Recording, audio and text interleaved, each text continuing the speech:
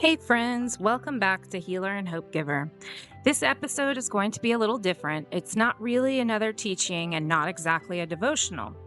It's another place to pause for a moment before we begin the next part of our journey. Because every once in a while, it's worth looking back, not to stay there, but to notice what has quietly been changing while we weren't paying attention. Over these last several conversations, we've talked about some very different parts of life. We've talked about what comes out of us if life squeezes us. We've talked about health. We've talked about friendships, about diagnoses, about grief, about the stories that shaped how we see ourselves, and about becoming. And on the surface, these sound like separate conversations, but the more I've sat with them, the more I think they've all been asking the same question. Not what happened to you. We've spent a lot of time asking that question already. This arc has been asking something different. Where are you living from now? Because there comes a point in healing where the past is no longer the only place we look for answers. Not because the past doesn't matter, it does. Not because we pretend it didn't shape us, because it did. And not because we've forgotten what we've lived through, because of course we haven't. But because healing slowly begins inviting us to make today's decisions from something deeper than yesterday's wounds. I don't think that shift happens all at once. In fact, I don't think most of us notice while it's happening. We notice it afterwards. You respond differently than you would have a year ago. You recover more quickly from disappointment. You extend grace instead of immediately assuming the worst. You speak up a little sooner, apologize a little more freely. You protect your peace without feeling like you have to protect your image. You care for your body because you value it, not because you're trying to earn any worth from it. And somewhere along the way, you stop and think, that isn't how I used to respond. Those moments are easy to overlook because they don't usually feel dramatic. They don't come with music in the background. They don't announce themselves as breakthroughs. They're quiet, almost ordinary, easy to miss. And I wonder if those quiet moments are actually some of the clearest evidence that healing has been happening. One of the conversations that keeps coming back to me is the sponge principle, not because it gave us a formula, but because it reminded us that pressure doesn't always create what's inside of us. Pressure actually reveals it. And what and that can feel discouraging at first, especially if what comes out under pressure isn't what you'd hope it would be. But here's what encourages me. If pressure reveals what's inside us, then every small decision we make when life isn't squeezing us matters.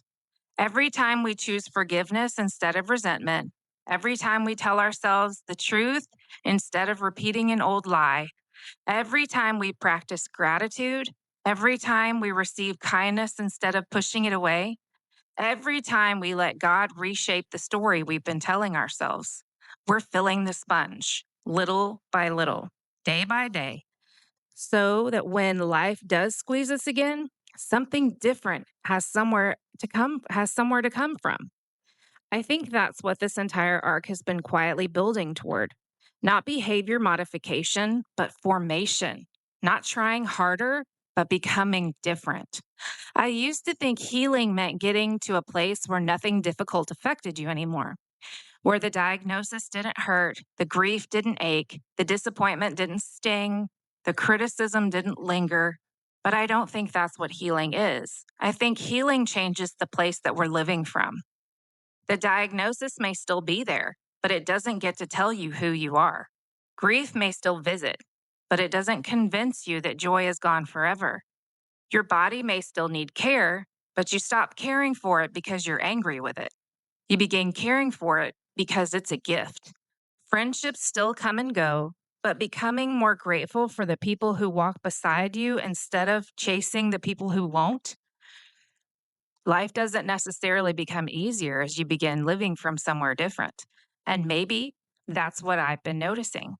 Not that everything around me has changed, but that something inside me has. Not perfectly, not completely, just enough that my first instinct isn't always survival anymore. Sometimes it's trust, sometimes it's peace, sometimes it's hope, sometimes it's wisdom. Sometimes it's simply enough presence to pause before reacting. And I don't think I could have manufactured that. I think that's the quiet work that God has been doing all along. As we move to the next part of this journey, I hope you don't miss what has already happened because it's easy to keep looking for the next breakthrough while overlooking the growth that's already taken root. Maybe you've noticed yourself speaking more honestly. Maybe you've noticed yourself resting, without guilt. Maybe you've noticed yourself choosing relationships differently. Maybe you've found yourself extending grace to your body instead of criticism. Maybe you've noticed that you're questioning old beliefs instead of automatically accepting them as facts. These things matter, not because they prove that you've arrived, but because they remind you that healing is not only changing what you do, it's changing the place those decisions come from. Maybe that's one of the quiet miracles of healing. It doesn't erase your story, it doesn't rewrite your past, it doesn't pretend that difficult things never happened. But little by little, it changes who's holding the pen. Not fear, not shame, not survival, not yesterday, but God. And as He continues to work on you, you begin making choices that look a little bit more like Him and a little more like the person He created you to be. Not because you're trying to become someone else, but because you're finally living from who you're becoming. Thank you for walking through this arc with me. I know these conversations ask a lot out of us. They ask us to slow down, to notice, and to be honest. And I don't take it lightly that you've invited me into that process with you. If this episode encouraged you, I would love for you to share it with someone who's beginning to wonder if healing is possible for them. Because sometimes the greatest evidence of healing isn't that life has become easier, it's that you're becoming someone who responds differently to the life that you're living. Thank you for being here. Thank you for letting me practice this out loud with you. And until next time, remember this: healing doesn't ask you to pretend your story never happened. It gently teaches you to stop letting your past make every decision about your future. And little by little, you begin living from who you're becoming.